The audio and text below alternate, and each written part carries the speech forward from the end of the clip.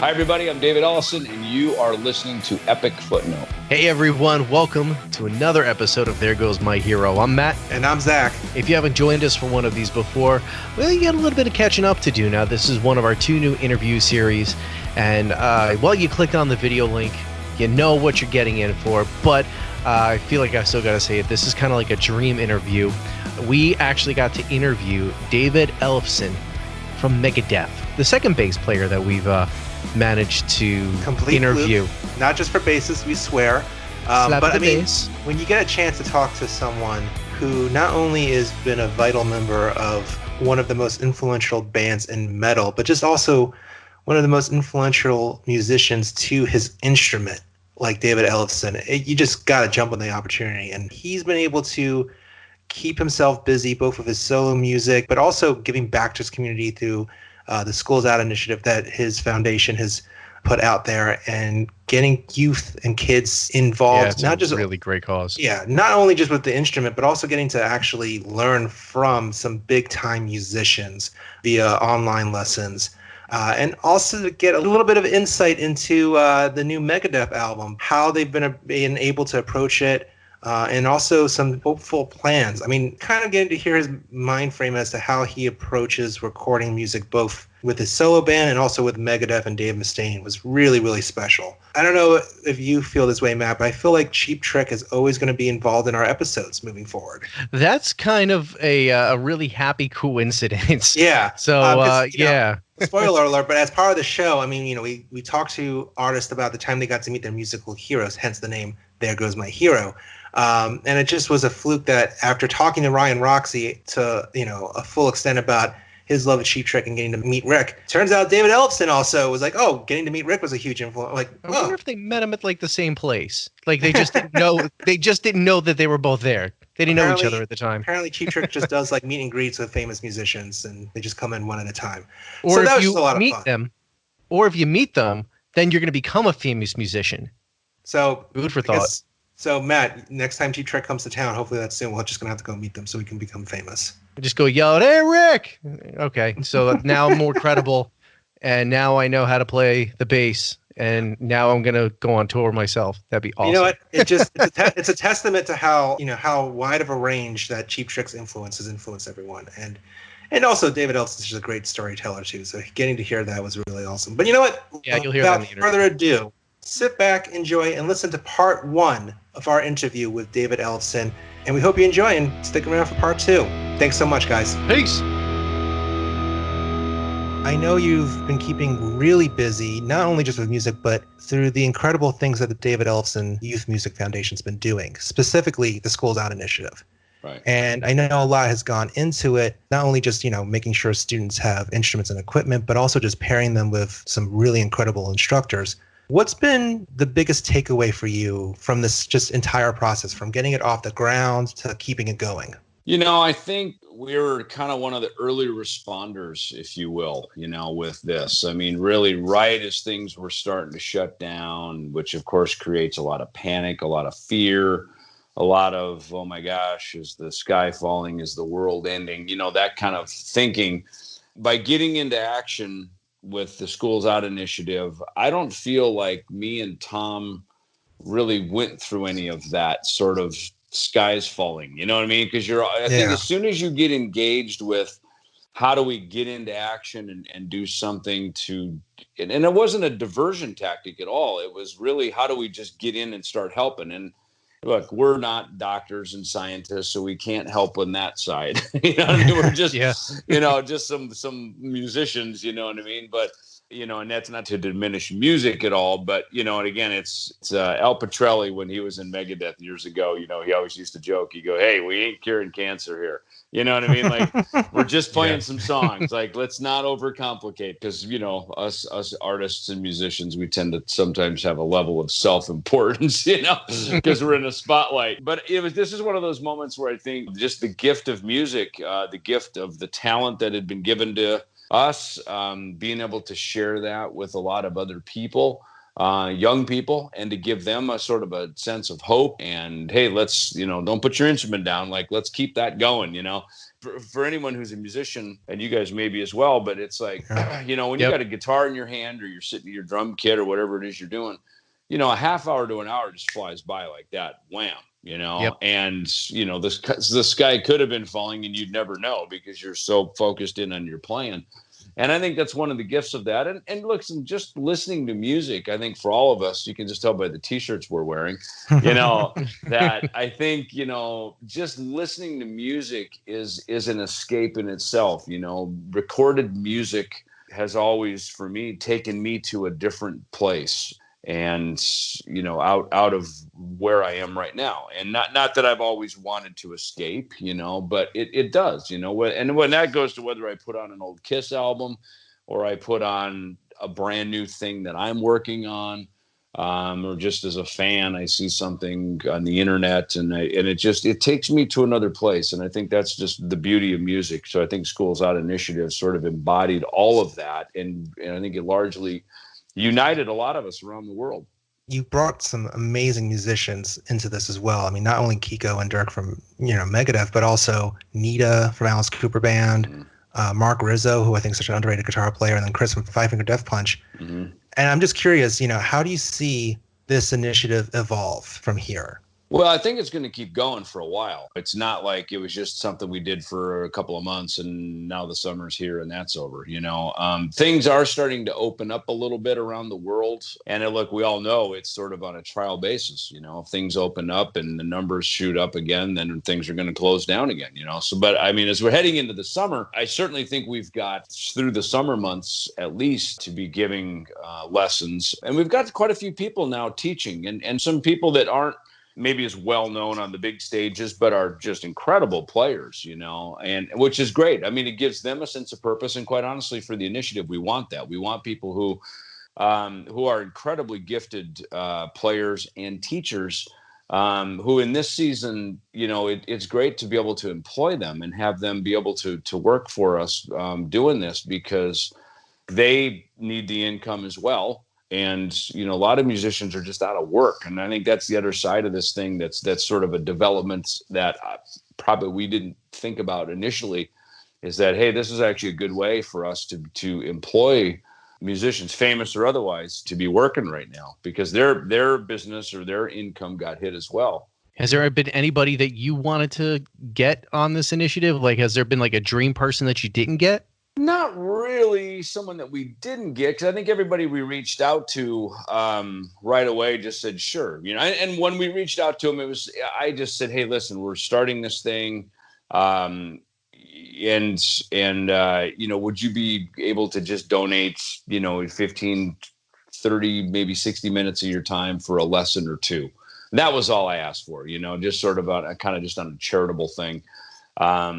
And quite honestly, I think even for our side of it, the musician community, it's like, look, the sky was falling for us too. Tours were being canceled, record dates were being pushed back. I mean, and again, our industry got hit certainly immediately. I mean, immediately we felt the impact. I mean, Megadeth, we were supposed to go to Mexico and do a show.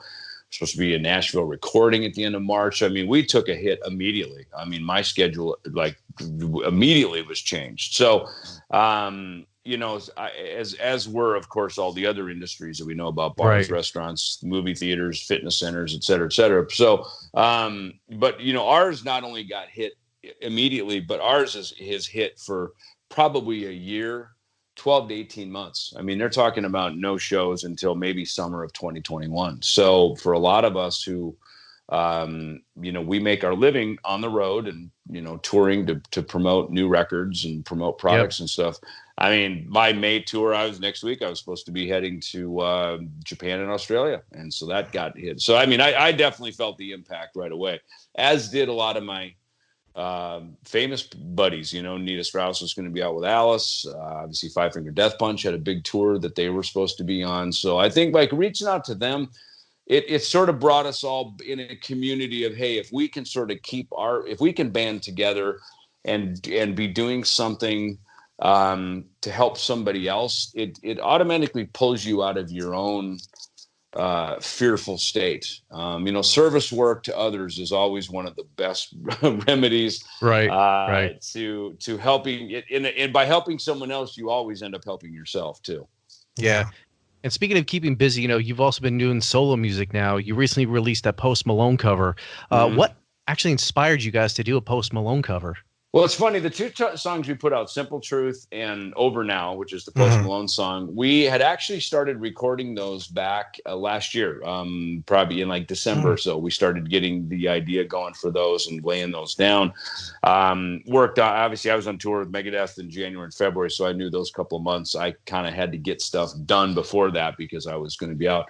But our plan, knowing at that time we were going to be going to Australia and Japan here in May, we had already set the schedule to put Simple Truth out and to put the Post Malone cover out as a sort of a ramp up to that, and then as part of the timeline to we've got a goal here of October to put out the full length Ellefson solo album. But so we stayed the course. Simple Truth, we ended up because it was right in the middle of everything shutting down, and because our recording and international touring band is from Italy, Wow. I called my partner Tom Hazer and I said, let's just stay the course with putting these songs out, but let's just give all that money. Let's just donate the Simple Truth proceeds over to the Italian. Oh, wow. That's great. We found the Red Cross over there, the Italian Red Cross, for their COVID-19 relief efforts. So that was, I think, really.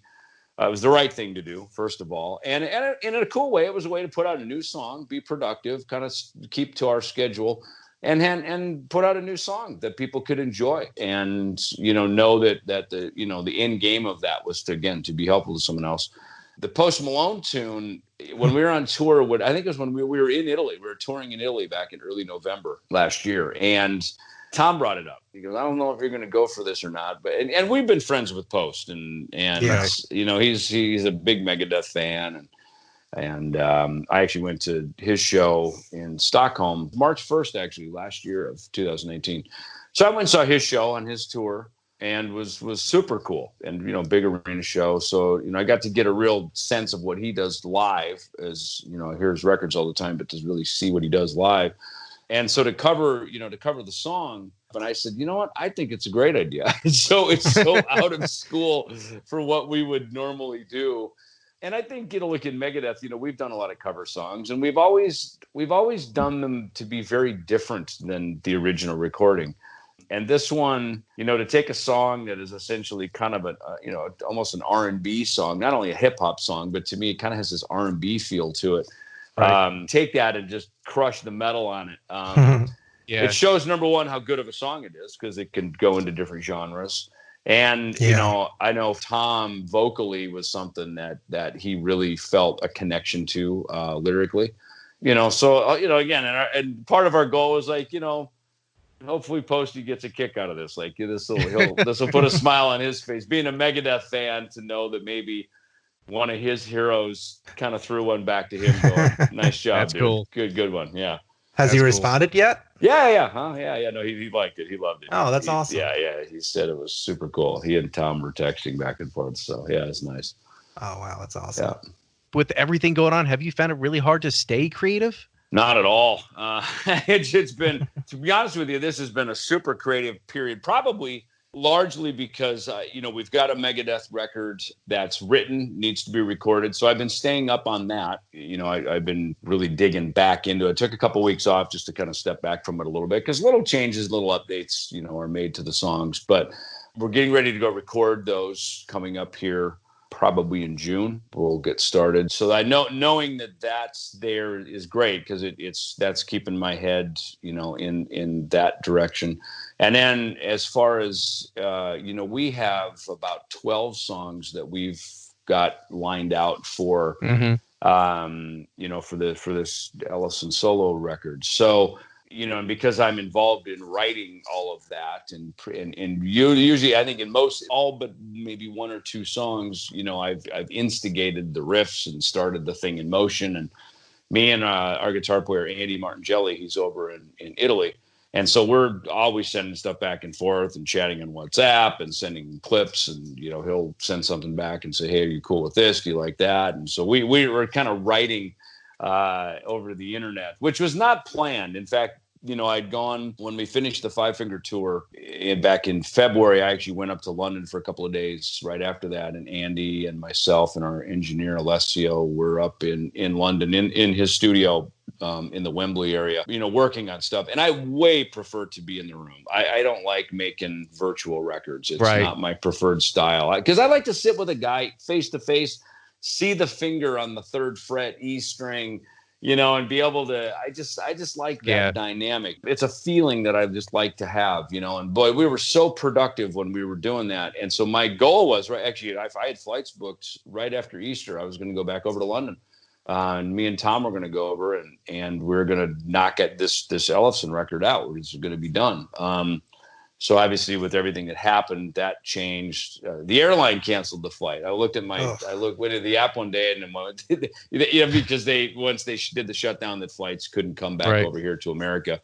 So it was, obviously it was canceled. So we just, we quickly just pivoted and got on board with recording stuff here. Our drummer Paulo, he's over in Italy as well, so he's cutting tracks and sending them to me, and I record here. Tom's got a studio that he goes to up in, he lives in Green Bay, so he goes to Madison, Wisconsin and records. So, we're making it work, and it's sounding great. That record has kept all of us united between London, Italy, Wisconsin, Arizona. There's a whole bunch of us that are really focused and united on that. So I've been as busy as can be, to be honest with you. Has the idea of recording a new Megadeth album remotely come up, or are you still sticking to a certain timetable to try to get a new Megadeth album recorded and out in the proper way? Well, that was a brief discussion. And I mean, initially when we were just putting things together, and I was doing some of that locally or, remotely here. I've got a studio that I work, the Platinum Underground, which is just a killer studio down in Mesa. My friend John owns it. So I'll go down there because it's got all of the right, the preamps and all the right things in there to make a record of the quality of Megadeth stuff.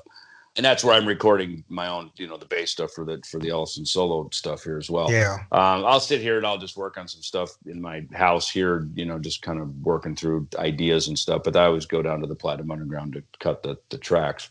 But, we talked about it, but we don't want to make a Megadeth record like that. I mean, this record very much from the onset of it was like, once we got in a room together last summer, the Ozzy tour at that point, it was postponed. Now, of course, it's canceled. That we right away just regrouped and went, let's get to Nashville and start working on this record. And let's be in a room with 4 guys and our engineer with Chris Rakestraw, who's co-producing the record with Dave. Let's get in the room and just be dudes in a room jamming, We had a lot of ideas.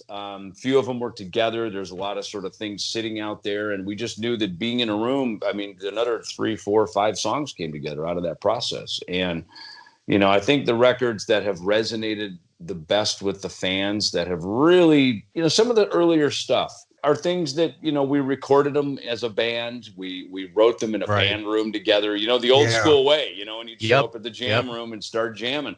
Because there's just a spirit about that. Again, Pro Tools and modern digital technology is wonderful. You can do some things quicker and fly things around and try different ideas. So it's cool for just the experimenting. But at the end of the day, it's just good to be in the room and feeling like a band. Because the thing I found is that, when we're jamming a riff and I'm looking over and Dave's got his snarl and I'm fucking head banging and our feet are spread and our fucking guitars are in between, we're just jamming.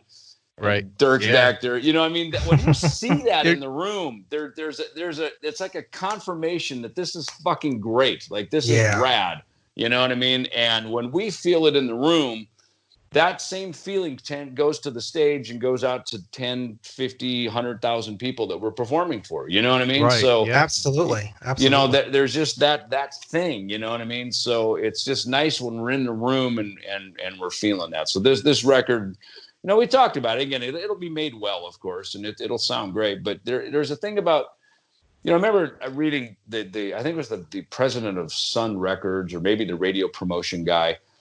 they came up with an idea for Elvis that they wanted to do a live recording. I think it was for the radio or something, right? And Elvis, apparently, as the story goes, freaked out, like, oh my God, there's no way, like I hit wrong notes. And the guy told me, he goes, we're not looking for the perfect performance, we're looking for the perfect imperfect performance. Like we want to hear your humanity. Yeah. You know, and I love that. It's like that, and that should apply even to studio records because, you know, Peace Cells and some of these things, they were raw, they were scratchy. We didn't have a lot of money.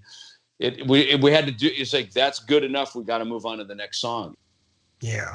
Now, the segue, you know, with this show, There Goes My Hero, we love to talk to artists about the first time they met their heroes. So I was wondering if you can recall the first time you got to meet a particular musician who means a lot to you. You know what? It's funny. I just thought of this. So I grew up a big Kiss fan, Van Halen, Boston, you know, all the stuff that was coming out back in those years. And I think probably the first real hero that I met was Rick Nielsen from Cheap Trick. Oh, wow. Yeah. And it's funny. I just thought of this. It's funny you say that because we actually just talked to Ryan Roxy about meeting Rick as well. No shit. That was okay. Years of his well, so here's the funny thing. So I'm getting into Cheap Trick, right? And the Heaven Tonight record, and then In Color, and then at the same time AC/DC, right? I just started. My friend Greg had seen AC/DC play on like the Midnight Special. They played Sin City, right? And then I remember seeing the If You Want Blood, You Got It record where Angus stabbing the guitar through his chest. And so I got that record, and that just stayed on my turntable religiously. That's how I was with records. It'd be like Kiss for 2 years, Cheap Trick for 6 months, AC/DC for another. You know, that's how I live and breathe a band. So Cheap Trick, they played a little arena out in Sioux Falls, South Dakota, which is like an hour and a half from where I grew up in Minnesota, right? And we didn't know who the opening band was. We got to the show, and suddenly you could the rumor outside the venue was, hey, I think AC/DC might be over. You're like, oh my God, this is like the dream show. You know? That's cool. Sure enough, we go in, it's freaking AC/DC. Oh, wow. Awesome. Which would have been on, I guess, the Power Age tour, right? Yeah.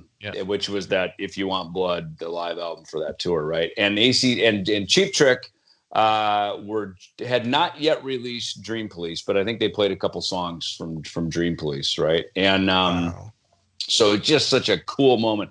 And we went across the street to the Holiday Inn where the bands usually stayed. And we were standing up. I remember me and my friend Greg and maybe a couple other buddies were upstairs on the balcony. And this is like more like a motel, like doors facing out. You know, this is like, right. It's like the old Holidome motel. So I remember standing up there, and their bus came up.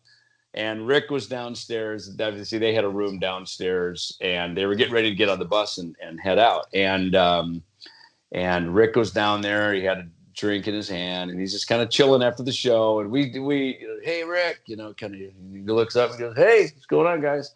And it was just this quick little exchange, kind of just trying to have that moment. And you realize in that moment, you go, what the hell are we going to say to this guy? Right? Like, he's super famous. He's our hero. He doesn't know us from anybody. What do you say to your hero, other than just, hey, great show, which, he hears every night. I now know that, from fans. Hey, So it was just, that was it. I remember Robin came out, got on the bus. And he was really skinny. He did not look healthy, like in like a rock star partying kind of way, And it's so funny because now I've since known those guys. In fact, when I played bass for Montrose in I think 2007 to 2009, Jimmy DeGrasso called me to play bass for Ronnie. And we actually did a show with Cheap Trick up in Walnut Creek.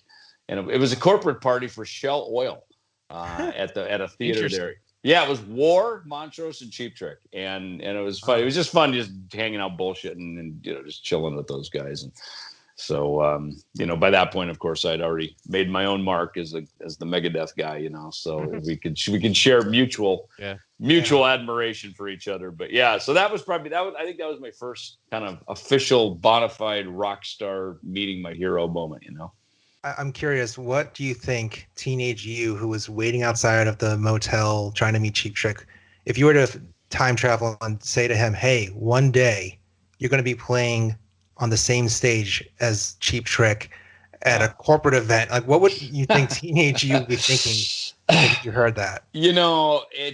Look, here's the reality of it is, and I don't mean this to sound boastful, but I knew that this path that I've been on, I knew this was in the cards for my life. I mean, this was the internal voice, the internal instinct. And I wouldn't look, I'm not so arrogant to say, hey, I knew I'd have the Grammy sitting behind me, that kind of stuff. But I knew this was my path, you know? I mean, I felt it. And people say, why'd you choose the bass? I'm like, I didn't. The bass chose me. I mean, I was a kid sitting literally in a cornfield in Minnesota, and I'm listening to the radio like 20,000 other people, and suddenly the Lord saith, you, my son, must play the bass. You know what I mean? It's like a movie, like a John Belushi movie. You know what I mean? Like the Blues Brothers. You know, I'm on a mission from God, and there it is. And I mean, I start playing the bass, and you know, and so you know, my life today is no different than it was when I was growing up learning Iron Maiden songs. Only today I'm learning Megadeth songs and Ellefson solo songs, and you know, whatever it is we're doing, Post Malone songs, you know, whatever it is. So it's no different. It really is the exact same. But I tell you one thing, I remember that moment when fans come up to me, because I just remember how special that moment was. Yeah. You know, that and probably many more like it, where I got to be around my hero just for a minute. And there's always that moment, you know, the old saying, don't meet your, you know, be careful meeting your hero, because they could turn out to be a total douche, you know, and then you hate them, you know what I mean? Then you have to learn, you kind of have to force yourself to fall in love with their music again, because your encounter with the moment was so shitty. So I try to remember that. It's like, you know, I get these moments of meeting fans hour after hour, day after day, for God, thank you, Lord, for decades. That fan that's a moment. It's just a moment, and that moment will last for them probably the rest of their life. And you know, what kind of moment am I going to make it? Is it going to be? It's true. You know, so I generally tend to be. I try to be very disarming, like just disarm the moment, to just make it personal, make it human. Let's just make it a hang. And there's sometimes when you can't meet everybody, you know, and those are shitty moments where you sort of have to get an airport. Especially in South America, we got a lot of fans, and we kind of got to blow through, and you wish you could say hey to everybody, but you can't, you know, and someone, oh my God, please sign my arm, you know, and you do the best you can, you know, but and those are the moments where just, you know, you can't be there always for everybody, but you know, that Rick Nielsen moment was definitely a takeaway from my own career.